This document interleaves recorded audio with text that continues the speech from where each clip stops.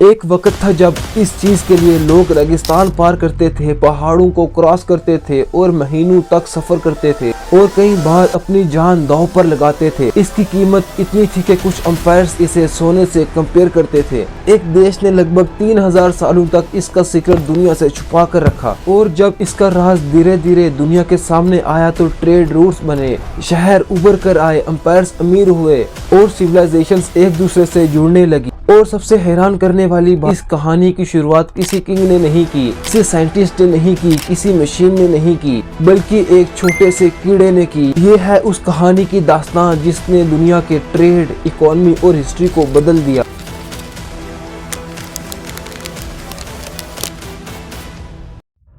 लगभग 2700 BCE ancient China, Chinese legends के मुताबिक एम्प्रेस लाइजू एक मलबेरी ट्री के नीचे बैठी थी।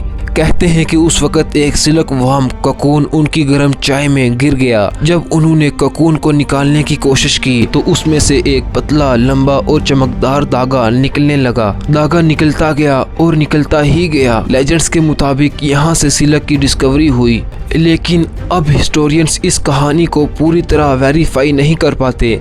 लेकिन आर्कियोलॉजिकल एविडेंस ये जरूर दिखाते हैं कि चाइना में सिल्क प्रोडक्शन हजारों साल पुराना है और यहाँ से शुरू होता है हिस्ट्री का एक रेवोल्यूशनरी चैप्टर। क्योंकि चाइना ने सिर्फ सिल्क डिस्कवर नहीं किया, उसने सिल्क वर्म को डोमेस्टिकेट कर दिया। आज इस सिल्क वर्म को हम बोम्बैक्स मूरी के नाम से जानते हैं।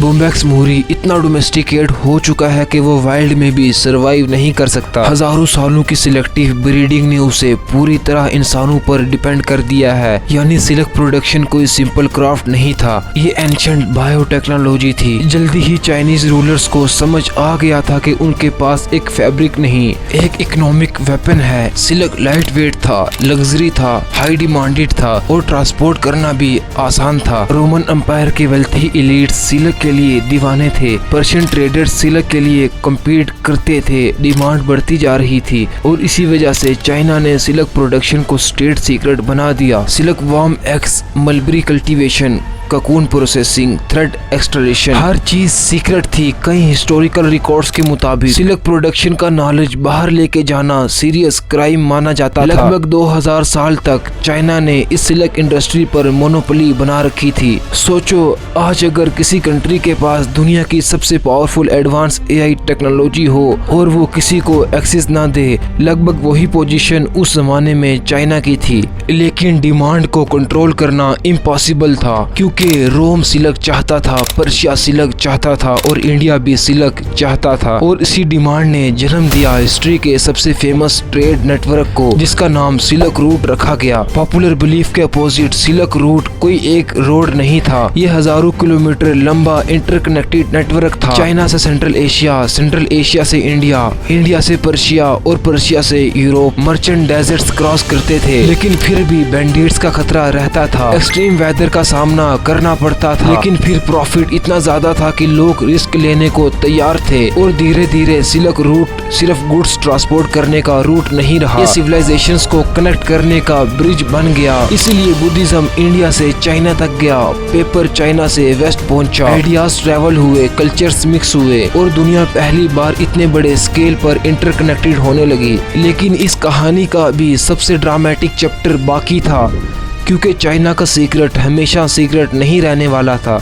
अभी तक हमने देखा कि सिल्क ककून से कैसे बनता है, लेकिन ककून बन जाना जर्नी का एंड नहीं है। From cocoon to fabric. जब ककून्स हार्वेस्ट कर लिए जाते हैं तो उन्हें केयरफुली प्रोसेस किया जाता है। सबसे पहले ककून्स को गर्म पानी में ट्रीट किया जाता है। इस प्रोसेस का पर्पस साइरिसिन नाम के नेचुरल ग्लू को सॉफ्टन करना होता है। फिर स्किल्ड वर्कर्स ककून के फाइबर का एंड ढूंढते हैं और धीरे धीरे सिल्क फिलामेंट को अनविंड करना शुरू करता है। इस प्रोसेस को रीलिंग कहा जाता है। इंटरेस्टिंग बात यह है कि एक ककून का थ्रेड बहुत पतला होता है, इसलिए कई ककून के फिलामेंट्स को कंबाइन करके एक स्ट्रॉन्ग सिल्क यार्न बनाया जाता है। उसके बाद स्पिनिंग होती है, ट्विस्टिंग होती है, प्रोसेसिंग होती है और फिर वीविंग। यानी जो सिल्क साड़ी या सिल्क फैब्रिक हम देखते हैं वो असल में हजारों ककून्स और countless hours of human labour का रिजल्ट होता है और शायद इसीलिए सिल्क कभी भी ऑर्डिनरी फैब्रिक नहीं रहा।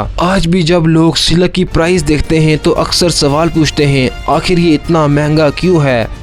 जवाब इसका बहुत ही सिंपल है, सिल्क मैन्युफैक्चर नहीं होता, सिल्क ग्रो किया जाता है। यही रीजन है कि किंग्स और रॉयल फैमिली सिल्क को लग्जरी सिंबल के रूप में यूज करती आई है। आज अगर हम ग्लोबल सिल्क इंडस्ट्री को देखें तो इंडिया की पोजीशन सेकंड नंबर पे निकल के आती है। चाइना के बाद इंडिया दुनिया की सेकंड लार्जेस्ट सिल्क प्रोड्यूसर है। लेकिन ये अचीवमेंट ओवरनाइट नहीं आई, इसके पीछे क्लाइमेट भी है, जियोग्राफी भी है, रिसर्च भी है और लाखों फार्मर्स की मेहनत भी है। इंडिपेंडेंट इंडिया ने सिल्क सेक्टर को स्ट्रेटेजिक इंडस्ट्री के रूप में डेवलप करना शुरू किया। रिसर्च इंस्टीट्यूट इस्टेब्लिश हुए, improved silk warms breeds develop की गई, बेटर फार्मिंग टेक्निक्स इंट्रोड्यूस हुई और प्रोडक्शन कैपेसिटी कंटिन्यूअसली बढ़ाई गई। आज इंडिया दुनिया के उन रेयर कंट्रीज में से है जो कमर्शियल लेवल पर मलबरी, तेसर, एरी और मुगा चारों major natural silk varieties produce करता है। अगर इंडियन सिल्क मैप को देखा जाए तो कर्नाटका सबसे इम्पोर्टेंट स्टेट के रूप में सामने आता है। कई सालों से कर्नाटका मलबरी सिल्क प्रोडक्शन का मेजर हब रहा है। असम अपने यूनिक मुगा और एरी सिल्क के लिए फेमस है। वहीं वेस्ट बंगाल का सिल्क हेरिटेज सदियों पुराना है। तमिलनाडु प्रोडक्शन और रेयरिंग सेक्टर में इम्पोर्टेंट रोल प्ले करता है और Jammu and Kashmir high quality bivoltine silk के लिए जाना जाता है। हर स्टेट का क्लाइमेट अलग है और इसी वजह से हर रीजन ने अपनी सिल्क स्पेशलाइजेशन डेवलप की है।